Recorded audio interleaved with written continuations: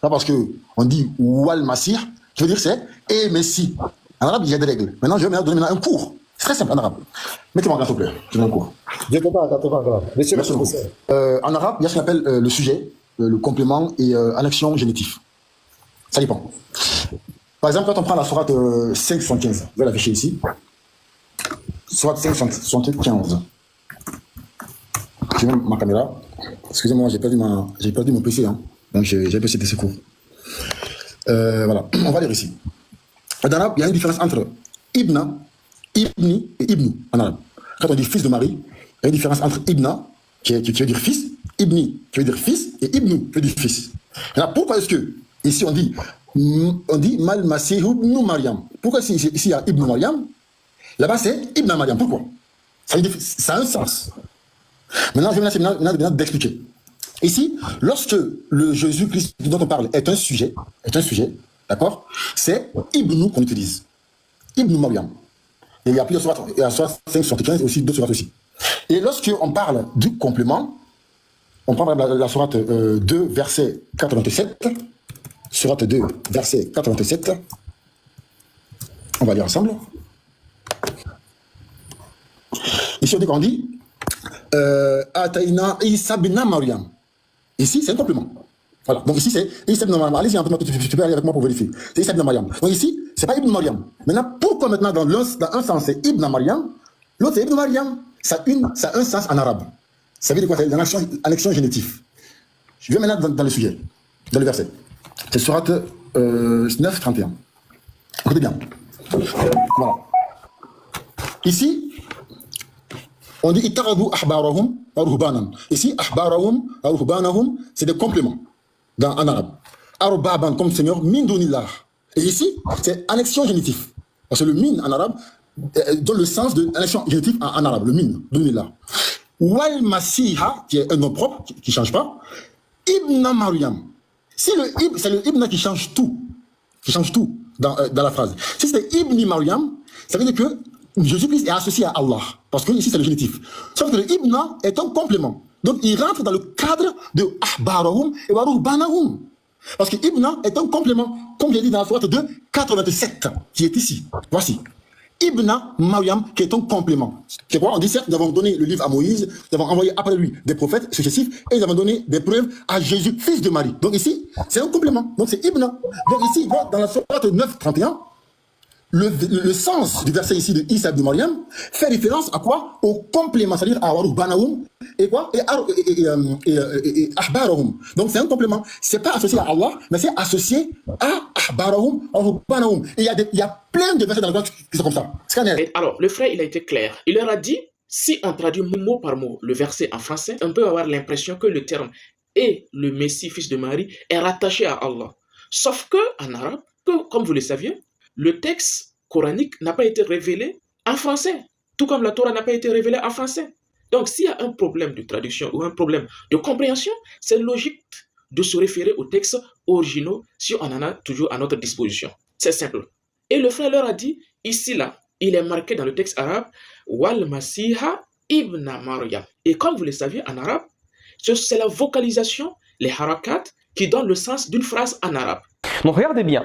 Je vais vous donner une phrase et on va essayer de placer les 4 choses que nous avons dit. Donc nous avons dit l'amil, al-ma'moul, al-mawqi' et al-alama. D'accord?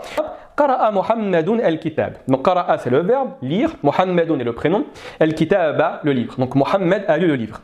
C'est la raison pour laquelle il est extrêmement important de bien respecter les harakat. Pourquoi? Parce qu'imaginez que je change les harakat et je dis Qara'a Muhammadan al-kitab. Ici, précisément, ce que la phrase veut dire, c'est que le livre a lu Mohammed. Pourquoi? Parce que j'ai tout changé. J'ai changé la alama, le signe, qui renvoie al-mawqi' al-i'rabi, d'accord? À l'emplacement grammatical. La fatha renvoie à celui qui a subi l'action, tandis que la dhamma renvoie à celui qui a fait l'action. Alors, dans cet exemple, comme vous venez de l'entendre, le professeur il nous montre clairement que c'est la vocalisation qui donne un sens à une phrase en arabe. Et il nous dit ici, Qara'a Muhammadun al-kitaba. Muhammad a lu le livre. Et cette même phrase, si on change la vocalisation, au lieu de Muhammadun, si on met 2 fatha là-bas, Muhammadan, au lieu de Muhammadun, et Al-Kitaba, si on met Al-Kitabu, le sens devient le livre a lu Muhammad. Est-ce que vous comprenez? Le simple fait de changer les harakat, le simple fait de changer la vocalisation, le doun, si on met dan là-bas, et le ba, si on met bou là-bas, au lieu de Mohammed a lu le livre, ça devient le livre a lu Mohammed. C'est les mêmes consonnes, c'est juste la vocalisation qui change le sens. De même si je dis Qara'a al-Masihu Ibn Maryam al-Kitaba, ça signifie quoi? Ça signifie le Messie, fils de Marie, a lu le livre. Mais si je change la vocalisation en disant Qara'a al-Masiha Ibn Maryam al-Kitabu, ça devient quoi? Le livre a lu le Messie, fils de Marie. Le simple fait de changer la vocalisation de Ibn, au lieu de Ibna, si on met Ibnu, c'est le Messie, fils de Marie, qui lit le livre. Mais si on met Ibna, ça devient le livre qui a lu le Messie, fils de Marie.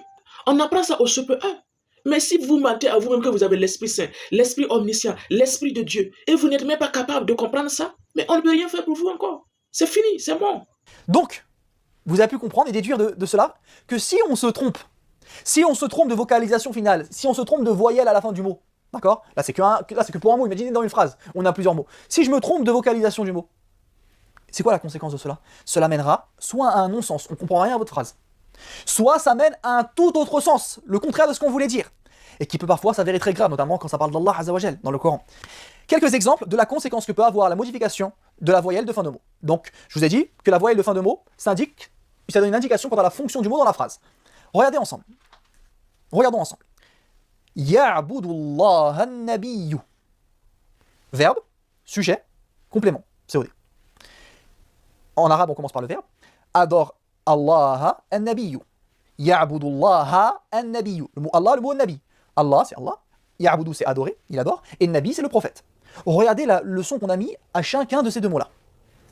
Sur le mot Allah, lafzul jalala, on a mis la fatha. C'est pas Allahu, Allahi, c'est Allaha ici. Imaginez que quelqu'un se trompe. Regardez, les mêmes mots. J'ai juste inversé entre les deux sons ici. Et là, ça donne un tout autre sens. Beaucoup plus grave. Ya'budullahu an-nabiyya. Ça veut dire quoi? Que maintenant, Allah a une fonction de sujet du verbe. Allah adore. Et il adore qui? Il adore le prophète. D'accord? Adorer, attention, dans la langue arabe, c'est pas comme en français. J'adore le Nutella, etc. C'est pas comme aimer. D'accord? L'adoration, c'est un sens vraiment différent. C'est un culte que l'on voue à la personne. Mais regardez, une erreur de vocalisation va m'entraîner un sens totalement erroné. Allah adore le prophète. Pourquoi? Car ici, le son ou qui donne une fonction de sujet au mot. Allah adore, et le son a qui donne une fonction de COD, de complément du mot. Donc le prophète, c'est lui qui est adoré maintenant. Donc vous voyez ici l'importance de bien vocaliser la fin des mots. Et si votre Saint-Esprit, qui serait omniscient, n'arrive pas à comprendre ça, ce petit arabe, niveau CP1, mais qu'est-ce qu'on peut faire pour vous encore? Pour moi, ça devrait servir d'un moyen de délivrance pour montrer que vous êtes dans le faux, vous êtes animé par un esprit de mensonge et d'ignorance, et ça devrait vous